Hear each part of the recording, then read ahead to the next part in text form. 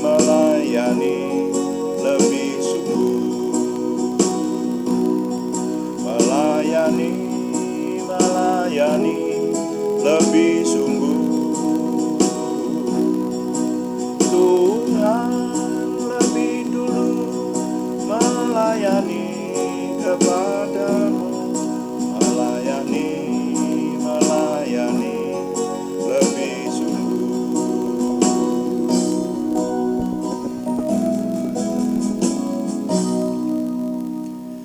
Bapa, kami mengucap syukur malam hari ini kami mempersembahkan doa malam kami, renungan firman Tuhan yang akan kami persembahkan kepada Tuhan.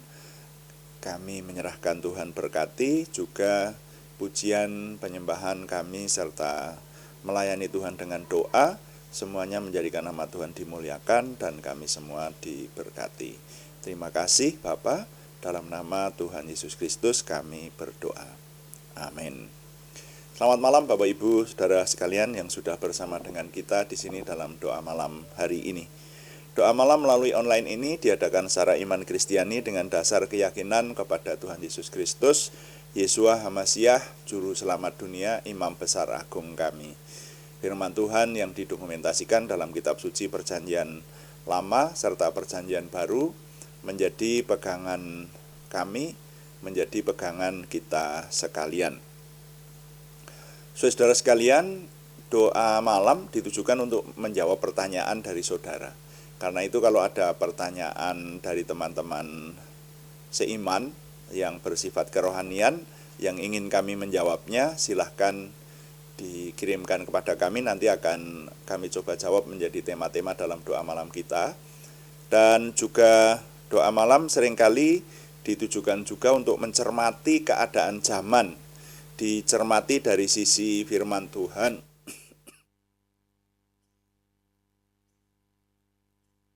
sehingga kita tetap terjaga untuk berjalan dalam jalan-jalan Tuhan. Nah, untuk sore hari ini saya ingin menyampaikan renungan, judulnya polusi terbesar dari motor. Saudara, polusi terbesar dari motor. Nah, kita baca dahulu Kejadian pasal yang kedua ayat 15. Dan nanti juga akan saya tambah dengan Kejadian pasal 3 ayat 23. Kejadian pasal 2 ayat 15. Tuhan Allah mengambil manusia itu dan menempatkannya dalam Taman Eden untuk mengusahakan dan memelihara taman itu. Kemudian Kejadian pasal yang ke-3 ayat 23. Lalu Tuhan Allah mengusir dia dari Taman Eden supaya ia mengusahakan tanah dari mana ia diambil. Ya, saudara. Nah, ini firman Tuhan, dan latar belakang dari judul polusi terbesar dari motor ini, saya tergelitik dengan berita di Kompas dengan judul ini, Kompas tanggal 25 Juli tahun 2023. Judulnya kendaraan bermotor polutan terbesar. Ya. Polutan itu yang menimbulkan polusi terbesar begitu. Nah, ternyata berita ini diambil dari webinar yang diselenggarakan oleh salah satu departemen. Judulnya Diseminasi Hasil Studi Dampak Polusi Udara dari Sektor Transportasi Terhadap Kesehatan di Indonesia. Webinar ini diadakan tanggal 24 Juli tahun 2023, dan di sana dinyatakan bahwa kualitas udara itu buruk di Indonesia. Kualitas udara buruk berkaitan dengan konsentrasi PM2,5.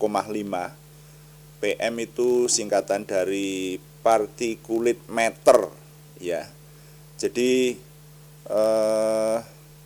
konsentrasi udara sudah buruk di Indonesia ini, di kota-kota besar apalagi. Jakarta itu kota terburuk kelima di Asia kalau saya nggak salah ingat. Itu saudara ya.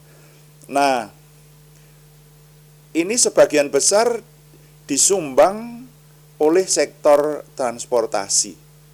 Dan di sana dinyatakan bahwa kendaraan pribadi pada tahun 2020 itu tercatat 130,8 juta unit kendaraan pribadi yang menggunakan bahan bakar fosil, ya, yang menggunakan bensin, BBM, Pertalite, Pertamax dan solar seperti itu. Nah, jumlah kendaraan ini akan semakin naik rata-rata setahun 8%. Jadi kalau saya hitung tahun 2023 ini mestinya terdapat kendaraan pribadi saja, bukan kendaraan umum, kendaraan pribadi ada 162 juta lebih, itu saudara ya. Nah, jadi saya jadi berpikir tadi membaca berita itu, wah, nah ini faktor transportasi ini kita perlukan. Kita tidak bisa dipisahkan dengan kendaraan bermotor ini sekarang. Ya, ini sudah menjadi faktor kebutuhan utama dalam hidup kita. Tapi di sini dikatakan menyumbang kerusakan dunia.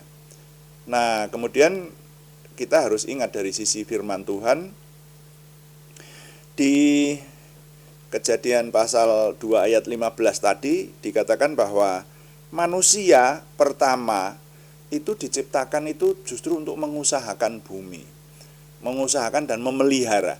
Kalau dalam terjemahan lama Kejadian pasal 2 ayat 15 itu bunyinya, maka diambil oleh Tuhan Allah akan manusia, ditaruhnya dalam Taman Eden itu supaya diusahakannya dan dipeliharakannya akan dia. Nah gitu. Nah lalu nanti setelah manusia jatuh dosa, manusia juga dibuang ke bumi, tidak boleh mendiami Taman Eden, tapi tetap masih diperintahkan untuk mengusahakan tanah itu saudara ya. Jadi Kejadian 3 ayat 23, maka sebab itu disuruh Tuhan Allah akan dia keluar dari dalam Taman Eden, ini terjemahan lama, supaya diusahakannya tanah yang telah ia dijadikan daripadanya. Nah jadi kita ini oleh firman Tuhan diwajibkan untuk mengusahakan dan memelihara bumi. Nah padahal polusi itu merusak bumi. Nah ini yang mau tidak mau kita harus mulai berpikir saudara ya. Saya tadi mulai memikirkannya, wah lah ini. Lalu sebagai orang beriman apa yang harus kita lakukan? Itu loh saudara. Ada usaha sekarang ini mengurangi polusi kendaraan dengan ditemukannya kendaraan listrik. Jadi sekarang ini sudah banyak di Indonesia juga sudah mulai digunakan baik sepeda listrik maupun mobil listrik ya. Tapi belum memasyarakat saudara. Bahkan saya juga belum tertarik sekarang ini ya. Setelah mengetahui dan mencoba, teman punya, saya mencoba gitu kok wah kok belum nyaman ya. Padahal itu yang menjadi salah satu solusi untuk mengurangi polusi udara. Jadi polusi udara memang masuk akal kalau sebagian besar disumbang oleh sektor transportasi. Karena sektor transportasi itu jumlahnya cukup banyak dan dibutuhkan oleh semua manusia. Bukan hanya hampir semua manusia membutuhkan transportasi. Dan sekarang ini yang populer adalah yang menggunakan bahan bakar minyak yang menimbulkan polusi seperti itu. Nah, dengan demikian saudara, saya merenungkannya, mari kita merenungkannya. Setidaknya kita mulai berpikir sekarang ini. Jadi kalau ikut memelihara bumi harus, kalaupun belum terbiasa, maka kita harus sudah mulai berpikir. Kita ikut memelihara bumi ini. Nah, ini saudara-saudara sekalian. Nah, jadi kalaupun belum terbiasa menggunakan kendaraan listrik, ya kita harus bagaimana ya? Tidak cukup hanya berdoa, tetapi harus, yaitu istilah saya, mulai berpikir untuk ikut memelihara bumi ini. Nah, dalam ikut memelihara bumi ini, belum tahu apa yang harus kita kerjakan. Tetapi paling tidak dengan renungan ini, saya mengajak kita mulai berpikir untuk ikut memelihara bumi. Seperti itu. Nah, jadi nilai yang dapat saya ketengahkan untuk renungan kali ini bunyinya begini: ikut memelihara dan mengusahakan bumi bagi umat beriman tidak cukup hanya mendoakan saja, tetapi setidaknya harus mulai ikut memikirkan kelestariannya. Tuhan dipuji, amin. Mari kita mengakhiri dengan doa seperti yang Tuhan firmankan. Kita berdoa. Bapa kami yang di surga, dikuduskanlah namamu, datanglah kerajaanmu, jadilah kehendakmu di bumi seperti di surga. Berikanlah kami pada hari ini makanan kami yang secukupnya, dan ampunilah kami akan kesalahan kami, seperti kami juga mengampuni orang yang bersalah kepada kami.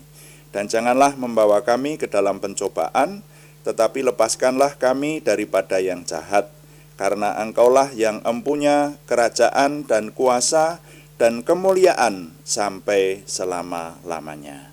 Tuhan, berkatilah kami dengan berlimpah-limpah, perbuatlah sesuatu yang besar dalam hidup kami, dan itu jelas berasal daripadamu.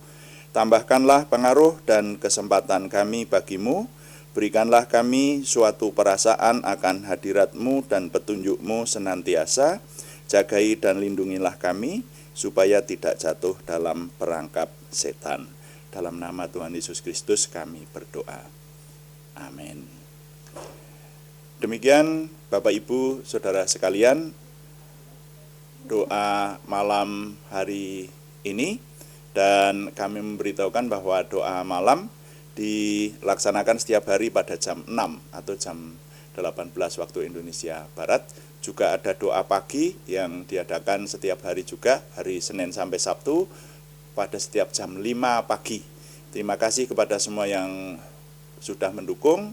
Juga terima kasih kepada saudara-saudara yang setia mengikuti. Kami tetap mengharapkan dukungan Anda. Setidaknya dukungan doa. Terima kasih yang belum memberikan subscribe, berkenan memberikan subscribe, like, komen, dan share. Bagikan kepada teman-teman lain sehingga lebih banyak lagi yang diberkati bersama dengan kita. Selamat malam, Tuhan memberkati. Amin.